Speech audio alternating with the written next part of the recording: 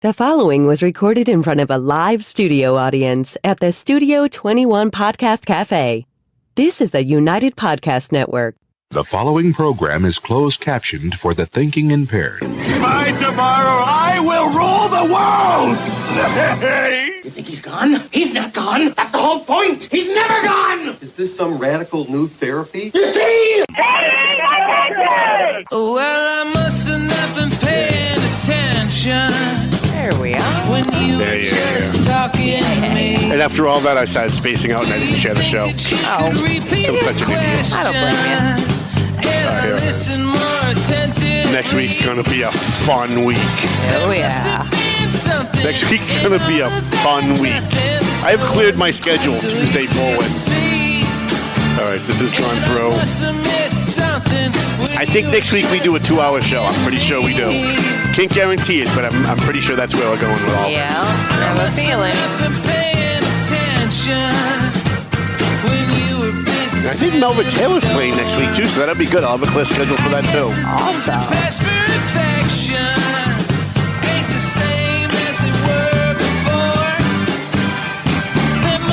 Internet is just so slow. It is pretty bad. Look, everybody's at the beach. No one's using the internet. Why is this a problem? No, everyone's at the beach using the internet. I don't know. You can't even see your phone when you're on the beach. Right? True. All right, let's see. We got that up, and we've got this shared. Got a pretty decent show today, right? I'd say so. I mean, a little heavy for the middle of the summer with 97-degree weather, but next week we're going to do a really heavy show. And then after that, we're going to lighten it up. We'll do like some shows about movies and stuff. Yeah, I like that idea. Everybody do the bop applause. Ready? Oh, here we go. Ba, ba, ba, ba. Excellent. Here. Look, we even got Marilyn doing that one. Jill Stacklin's just blowing up the internet. I love her. The more people hate her, the more I love her. All right, what do you think? Should we start? Should we get the show on the road? Do you think maybe? Yep. A little late today, but it's summer. I'm going to have a great summer. This could be an epic summer. Oh, boy.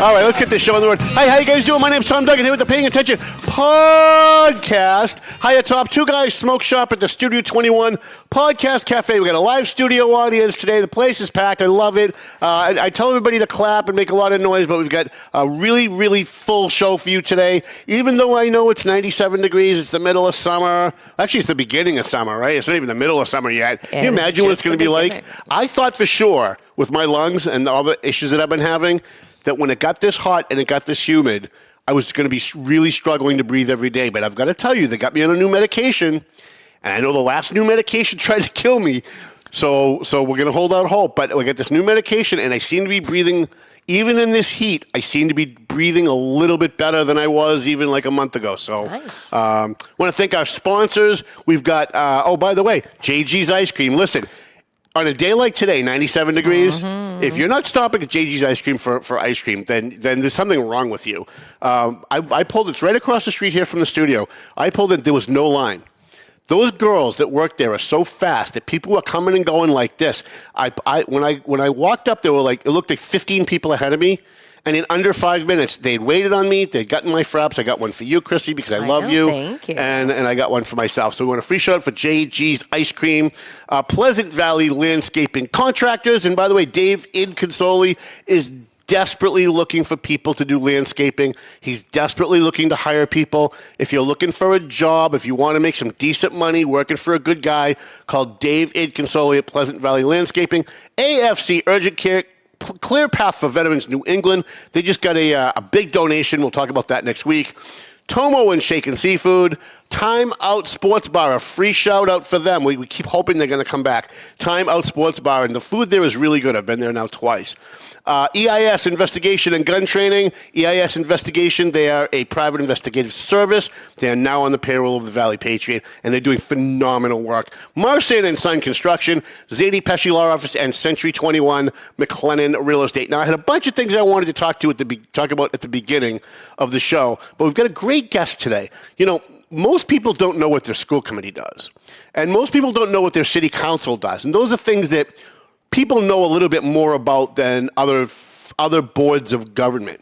There are boards of government that, like, the Lawrence Redevelopment Authority, nobody has any clue what they do.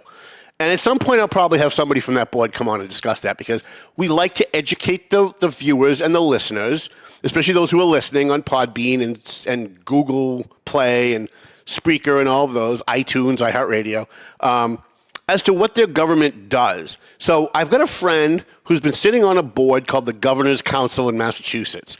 And it's a board that most people have no clue what it is. You got people who run for this board that run on talking about abortion for some reason, even though, like, there's literally nothing that has anything to do with abortion for the Governor's Council. And so there's a lot of confusion out there. But this year, they're all up for reelection. And I thought, what a nice way to start off the summer than to educate people and let them know, like, here's a board of government and here's what they do. We're going to interview somebody who's on the board. She's running for re-election.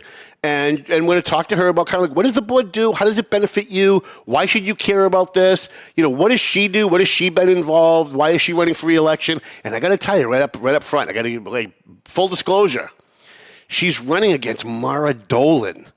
Now, for those of you who are long-term followers of this show, those of you who've been following me going back to the CCM and WCAP days, know Mara Dolan used to be a frequent guest on my show, and she is the biggest Democrat propagandist, dishonest person who has ever appeared on the Paying Attention radio show, now podcast.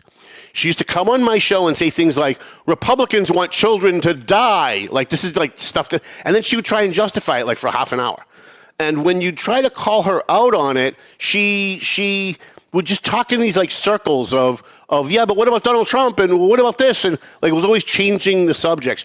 She also is the one who tried to set me up during the search for the guys that blew up the Boston Marathon. We were getting live calls from police departments all over the state as to what was going on during that. And she had one of her friends, and I heard her voice in the background, which is how I know she did it, call me and say that two guys had stormed the base at Fort Devens. And I posted it for about a minute before I realized, wait a minute, I don't think that's right. So I took it down. And wouldn't you know it, on the next Saturday show that she appeared on, the very first thing she said was, well, Tom, you've got no credibility. You posted something about guys storming Fort Devens. Was that true? And I was like, no, because you had someone call me and pretend it was true, so I would put it out so you could use it against me. And I'm not stupid because I heard your voice in the friggin' background. She got up and she walked off the show, and she never came back. That was like literally the end of Mara Dolan being on my show. She was only there to push the agenda of the elite Democrats in Lowell who were just lying about lies, about more lies, about more lies. They were everything they say Donald Trump is. She's running against Marilyn Petitto Devaney, who's here today, and I've known Marilyn now for probably about 25 years, maybe a little bit. How long has it been, Marilyn? Is she with us? Can Marilyn hear us? Yeah, I can hear you. Marilyn, how long has it been? How long have we known each other? I'm trying to think. That had to be at least 24 years ago. Yeah, so going back to like 2000, Marilyn and I have known each other during the years of Mary Ellen Manning, whom I love to death and miss so much. Marilyn, why don't you introduce yourself to my audience and explain to people, what is the Governor's Council? Like, what is it that you guys do? Why is this important to people? Thank you so much, Tom, for this opportunity. It's the best kept secret in Massachusetts. People know what their representative does and their senator and their councilors, but they have no idea what Governor's Council does. You know how many times I'm asked, are you the governor's lawyer? So they don't know the spelling of council, but that's okay.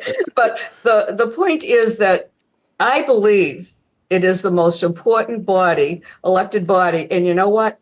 We are the only elected body who are the checks and balances for the governor. So first of all, let me first say who we appoint, okay? We vote on, we don't appoint, we vote on, first of all, the procedure, I should tell you that. The governor, whoever it is, appoints 21 lawyers, the Judicial Nominating Commission, J&C. They have all the authority. I don't. And they will decide whether they're going to interview you. And they will decide who they're going to reject and who they're going to recommend to the governor. When that happens, the governor sends that person to the council and we have a hearing. I only have one person, Tom. I don't know who applied. I don't know who was rejected. I only have that one person to vote for. So people think we have all this authority. We have none. All we do is vote yes or no on this person. But no one gets through to the judicial appointment unless they come through the governor's council. So it is very important. We vote on parole board members. That's the one I'm interested in. We're going to talk a lot about that today. I'm interested too. The Industrial Accident Board, the Appellate Tax Board, commutations, pardons, justice of the peace, notaries, administrators, all of these things that I vote on are just as important because they do affect you or someone in your family. And so that is basically what we do. We don't vote on issues. We are not legislators. We vote on people, and we vote on justice of the peace and notaries. I don't know if I mentioned that. Yeah. So that's basically what we do. I'm confused, though. You say you don't vote on issues. So why is it every time I go on Facebook, I see propagandist Mara Dolan talking about abortion? It's very confusing for me. It's very upsetting to me because it's trickery. And because people don't know what we do, they believe her. And so she's running on a platform that she's the reproductive rights person. Well, we don't vote on that. We're not legislators, and she keeps on doing that. Now, there was one person. Now, I got to tell you, the only court in Massachusetts that takes up abortion is the Superior Court. And it only takes up for children 15 years old and under. Without permission, without parental permission, they come before a judge. So she keeps saying, I voted for a person that wasn't pro-abortion. Well, let me tell you, that person was so qualified. 5 of us voted. One of them was a former judge. And she had all the qualifications. She represented people who didn't have lawyers. She had compassion. But besides that, Mara Dolan should know she's a lawyer. You know what? When a judge has a case before him and he has a bias against that case, he is mandated legally by Canon 2, C-A-N-O-N, Canon 2, to recuse himself. But she doesn't say that. So she keeps saying that she is the pro-choice candidate, and we've got to have her there. If Biden doesn't win, it could overturn. You know what? Massachusetts gives a right to every woman an abortion, and it has nothing to do with who's going to be elected president. Yeah, no matter what happens in your race, women can still kill their babies in Massachusetts when all this is over. I think everybody knows that. Abortion's not going away because Mara Dolan loses an election. But the point is that she is winning on this because she is saying false things. She said I was endorsed by, what is it? What is it? It's the anti-everything, anti-gay, anti-abortion, anti-everything. Oh, Brian Kamika's group. Yes. Yeah. Oh, yeah, Brian. And mass resistance. Didn't they sue you? So anyway, yes. And so she has told everyone that they are still endorsing me, and they even gave me high grades. Complete lie. And the fact is, Brian Kamika sued me in Superior Court. They threw it out. He came to a hearing that I was presiding, and I let him do whatever he wanted. He videotaped the whole thing, and he was rude to me. He said, "You have no right to be presiding. You're supporting this pro-abortion nominee." Well, the nominee before me was very qualified.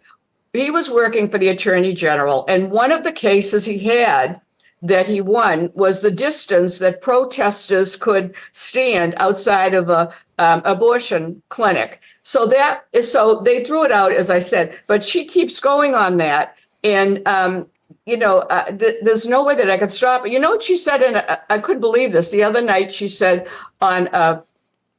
we had a debate in Concord, and she said all of a sudden, my opponent asked people for money and they say no, but I asked people for money and they say yes. I don't know what that meant. It was a lie, but it was crazy. What you should do is you should run as the pro-abortion candidate and accuse her of being pro-life. And it'll so confuse everybody that it'll take abortion off the table. Well, I'll tell you what she did. I believe that a person should be truthful, whether it's running for governor's council or whether you want to be a judge or whatever. Honesty is the most important quality. So she keeps saying that she is a lifelong Democrat and she has voted Democrat all her life and she's a Democrat activist. Well, we know that's not true because she said on my show she voted for a Republican. I've got her legal voting record. And at the debate the other night, I held it up and I said she was unenrolled many years. And then in 2000, she voted in the Republican primary. And she says she won't vote for an anti-abortion judge, but she voted for an anti-abortion president because it was either Bush or McCain. So she keeps on saying, oh, she doesn't know what she's talking about. But, I have the facts. I'm not making these things up. And the most recent, well, it isn't recent, it's a few years ago, she went to court and she sued two police officers saying that they were racist. So the judge... I'm so tired of that. So the judge gave her all this time and time again, over a year, Tom. She still couldn't give one bit of evidence that there was any racism. The judge fined her. She was contempt of court. Now, do you want someone on the governor's council choosing judges when she violated, and lied to a judge? And that was the United States court. That wasn't even one of ours. That was, federal court. Federal court. Yeah. So I'm just saying that for me, she's put me in a campaign. When did you stop beating your kids, Marilyn? Right. And I don't want to be on the defense because, Tom, I've worked hard and I'm a reformer and I've made a lot of reforms and I promised and I delivered. So the governor's council is in charge of basically confirming or not confirming judges, state judges, and judges to the judges on every court. Okay, so every court, but also, during the murder of Officer McGuire in Woburn about 10 years ago. Well, it was about 12 years ago now. I went to that funeral. I got very close with the family. I got very close to the widow. We did a lot for them through the COPS organization. And I've written probably 10 stories and 10 editorials on that situation because Officer McGuire is no longer with us because a guy who was sentenced to 3 life sentences by a Michael Dukakis judge. Sinelli was the one. Dominic Sinelli, right, was allowed to get out because he got his GED and he learned how to do public speaking in a Toastmasters class in prison, and they let him out, and he was out 2 days before he robbed the Kmart in Woburn and shot to death Officer William McGuire. On December 26th. That's correct. Yep, the day after Christmas. So, I took a long look at the parole board and who they were. And we were promised by Deval Patrick, and we were even promised by Governor Charlie Baker that they would clean up that parole board so this would never happen. And yet it has happened numerous times since. Well, let me tell you, my opponent says I'm lying and that's not true. And it's true. When I first got elected, the parole board had all prosecutors and police and former police, and they weren't getting paroles. And there is a state statute that demands that you have diversity in the members. And so we didn't have diversity. And so I mentioned that the other night and how I had changed it.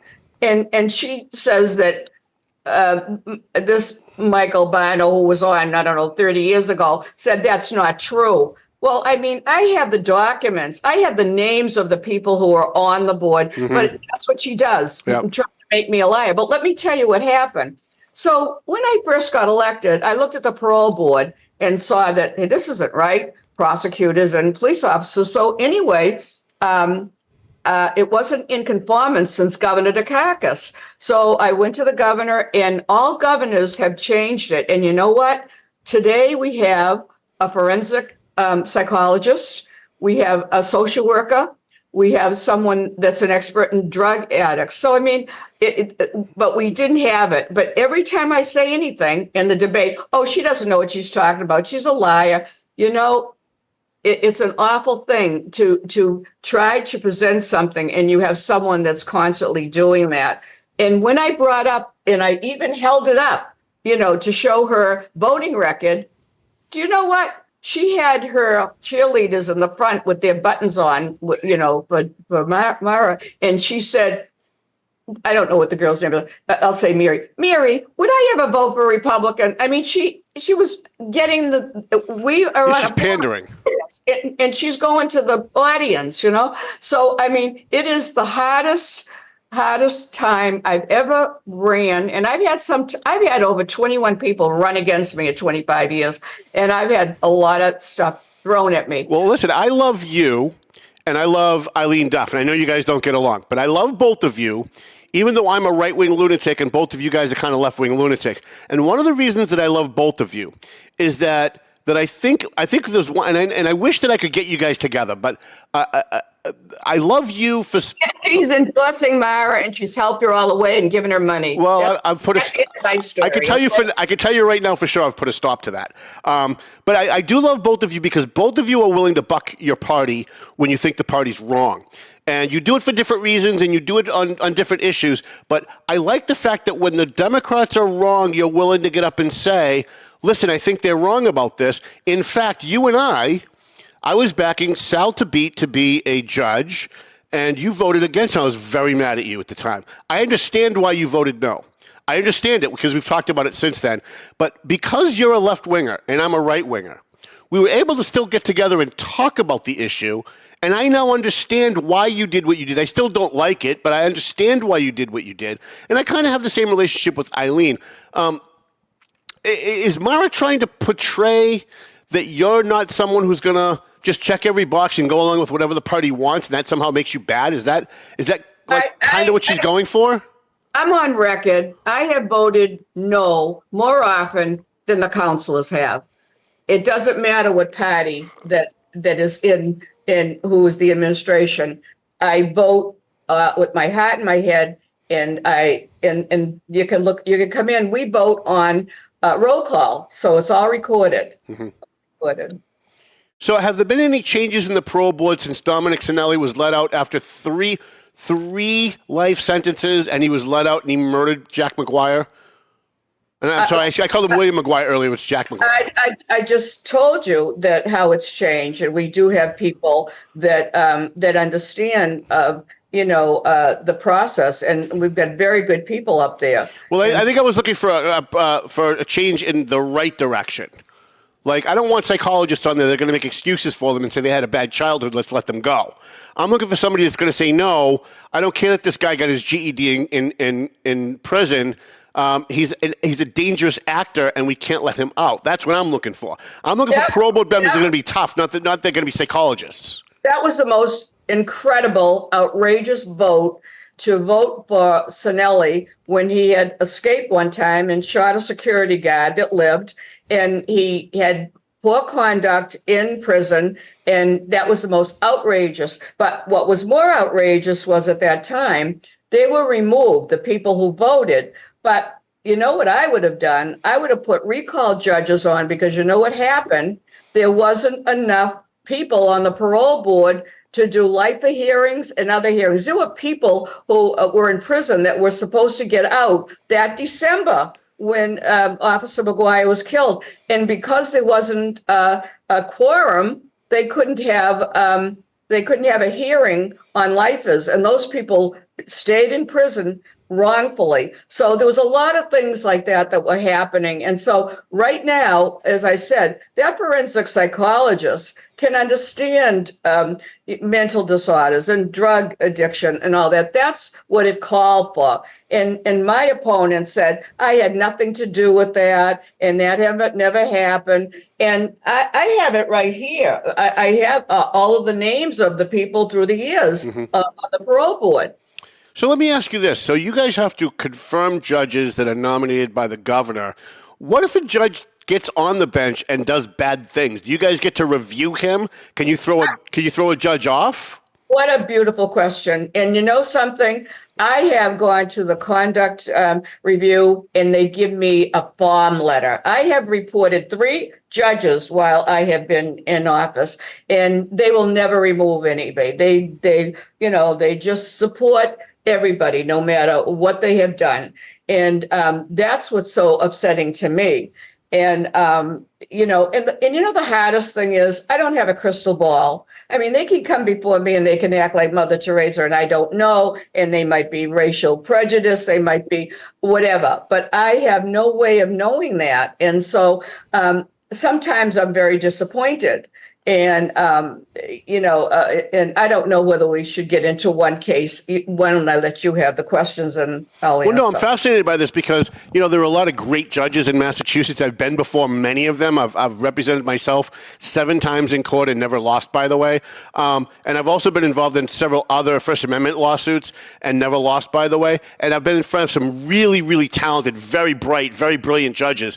I've also, unfortunately, been before a few judges who were not really all that good, but I do know of a couple of judges, not in my county, but in a different county, who are really bad actors. And I think to myself, like, how do you remove a judge?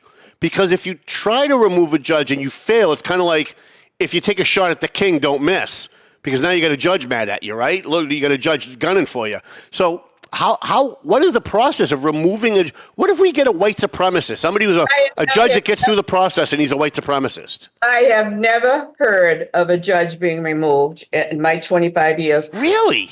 And it is very, very upsetting because I have no authority. I try to report it and it doesn't go anywhere.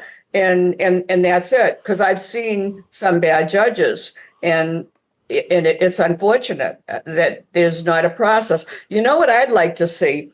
On our industrial accident board, which, by the way, is very important to me, that's where injured workers go before a judge, and they're going to put food on the table. Mm-hmm. So you want that judge to be compassionate. Sure. So anyway, I lost my Industrial Accidents Board. So the Industrial Accident Board. So, that's where, you look for people with compassion and everything. And I look to see in the administration of Baker, and I'm going to tell you, 90%, 99.9% of the people were political. We did have some good people that squeezed through, but terrible.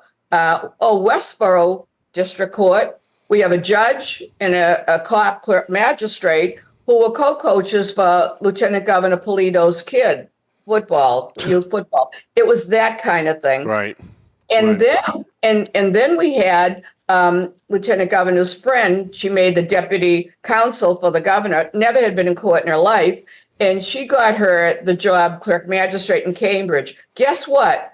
It was never advertised. It was never posted, and she has never been in court. So that's the thing I saw. And it's just upsetting, and no one's punished. No one is responsible. The governor gets a big job, and that's what happens. So people think we have so much authority. My authority is voting yes or no, and that's it. I want to go back to not being able to remove judges and the fact that in your 25 years, no judge has ever been removed, because we know that there are judges that are involved in some conflicts of interest. And again, almost every judge I've been before has been fantastic, but there are bad judges out there. And if you've got a judge that turns out to be a white supremacist, or a judge that turns out to have a conflict of interest in a specific case, and they're ruling on a case that they have an interest in, you need to tell me in 25 years, not one judge has been removed? I think the public needs to hear that loud and clear.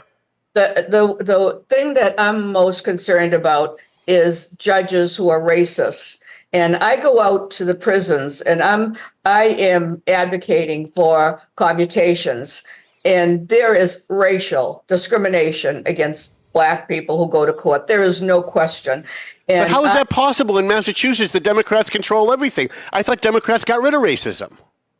I don't think so. I don't think it's a Democrat or Republican thing. I think it's that individual judge. And so I've gone out to the prisons, and I'll tell you one, William, and he was in prison 33 years, life without parole since he was 20.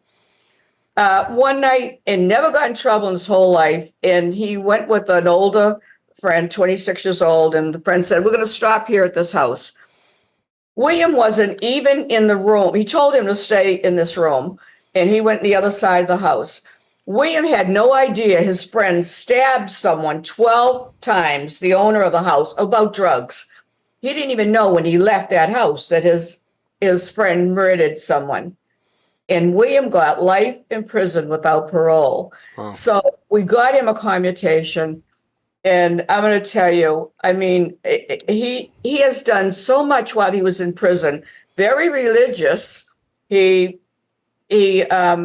Catholic. He was a Eucharistic minister. He got so many of all faiths to go to church. He helped in the hospital that was close to the prison, and even saved a nurse's life who was being attacked by one of the people there. But just a good person, and he doesn't. He's not angry at anyone for 33 years of his life. Mm-hmm. You know, and these are the people that, and how many more there? How many more in prison that deserve to be released and they're not? And I have to tell you, it's wonderful serving with this governor. She's not afraid to use her power for pardons and commutations, but Baker didn't do that. And listen, I hate everything that you just said. Because I come from the exact opposite view of as you do and your party does. However, I think what you're talking about is really important for your voters to understand, that this is where you stand when the woman running against you tries to paint you.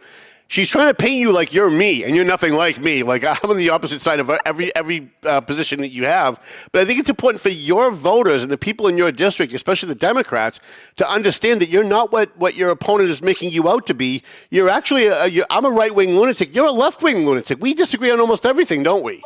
Let me just tell you. Except for common sense stuff. I have had over 1,000 nominees from Industrial Accident Board to judge, and I've met with everyone. I've vetted, I have interviewed, and then when I go to the hearing, I bring that information and I ask that nominee, would you tell the council what you have told me about that case or whatever? So that to me is very important. Now, I said that I would be a reformer, and I would. And I never even heard of the Governor's Council. I didn't even know what it was. And I had a friend who was in a very dangerous relationship, and she had a restraining order, but it wasn't being enforced. And she really feared for her life. And so she went 8 times before this judge, and the judge said to her, "You're wasting my time, and you're wasting the court's time." Now, she was asking that this abusive boyfriend be put in jail because she feared for his life. He was beating her up. A week later, she was dead. Ugh. He killed her. So I found out how does the judge get his job and who appoints him, whatever. And I learned about the council, and I said, I can do that. And that's how I ran. But on the other hand, I still have empathy and want to work for people who are wrongly sentenced and wrongly convicted and help them. And so that's really what I've done. Now, I'll tell you some of the things I've done. Real quick, because we got a minute left. Oh, no. Well, I found out in our questionnaire that the nominee was given money to the people I was sitting with right up to the vote.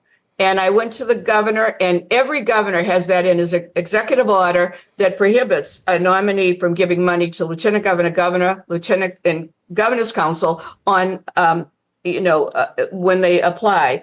A year ago, without my knowledge, my counselors were on the phone, and they voted to stop having our hearings go out to the public. I was furious. So at our public assembly, I made a motion that we restore it. Not one counselor seconded it, so it was dead. So guess what? I got support from MassPIRG. I got ACLU. I got it restored. So why do you think this is payback with Mara Dolan? Right. That's what it is. But I'll tell you, I think it's important. We didn't have a website. No one knew anything about it. So it tells you when the governor is appointing someone, when we have the hearing and inviting you. I have opened up as much as I can, transparency, and I am a reformist. And it's not always popular to do the right thing, believe me. Well, Marilyn, I'm glad that you're here. How can people get in touch with you? How can they donate to your campaign? How can they work to help you get reelected? Well, my email is Marilyn Petitto, Petitto, Devaney @gmail.com. And I have, and you can call me. My cell phone is 617-840-7689. I tell you something. Last month, I had a forum for people to apply for judge, clerk, magistrate to show it's an open process. I had all the process from the JNC to judges, people from the governor's office, and the place was packed. I said, the days are gone. It's going to be someone next door to the governor that gets appointed. This is an open process, and I want you to apply. And that's what I do. And I'm reaching out to people, and hopefully that those days are gone. Those days are gone. It's a new era. We're having people that are qualified that are getting through. And I'm telling you that. Well, Marilyn, thank you so much for being here. I'm going to transcribe some of your answers. It'll be in the next Valley Patriot. It'll be out July 8th or 9th.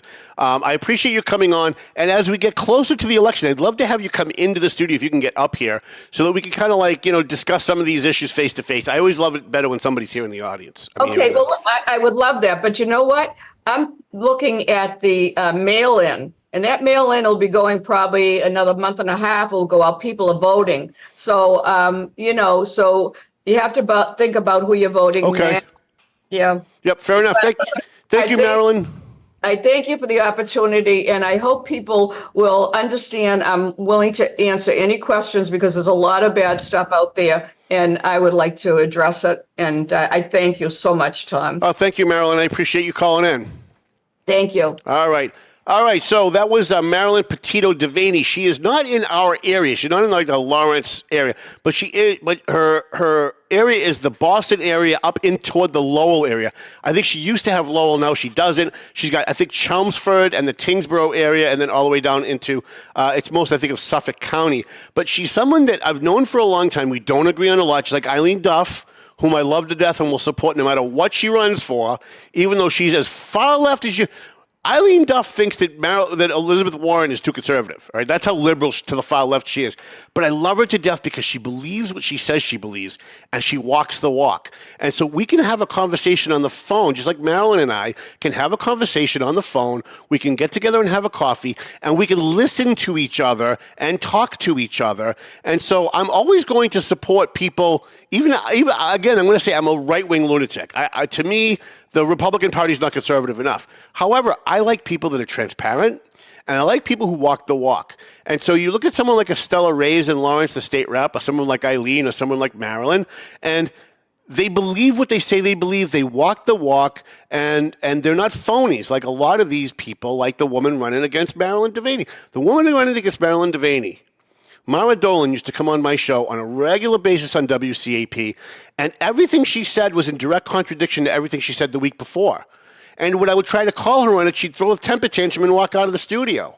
And that's not someone you want representing you at any level of government. At least Marilyn and I, or Estella and I, or Eileen and I can disagree, agree to disagree, listen to each other, and every once in a while say, hey, you know what, the other side's got a point. I didn't think of that, and work that into what their position is. So if you are a Valley Patriot loyalist, if you are paying attention, sponsor or viewer or listener, and you've been with me for a long period of time, and you live in the Suffolk County area, you ought to be voting, pull an early ballot. You ought to be voting for Marilyn Petitto Devaney for Governor's Council, because the people who vote on who your judges are going to be are almost more important than the governor who appoints the judges.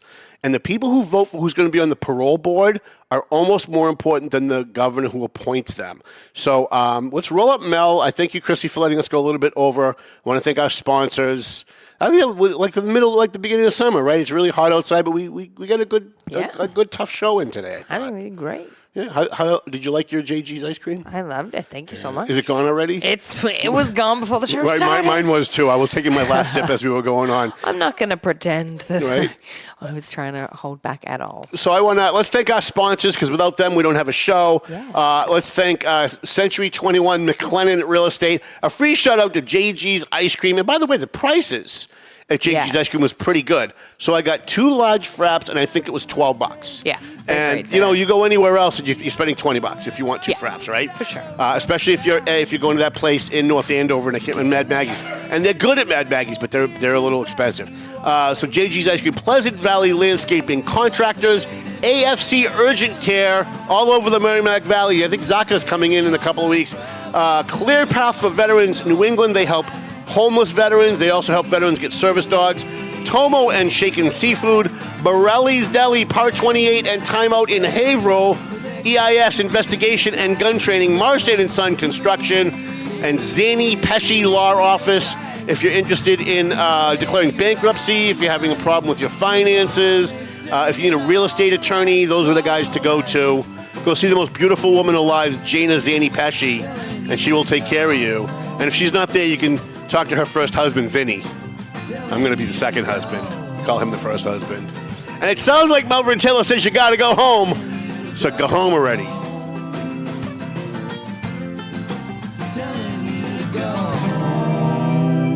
The views and opinions expressed by the hosts, guests, or callers of this program do not necessarily reflect the opinions of the Studio 21 Podcast Cafe, the United Podcast Network, its partners, or affiliates.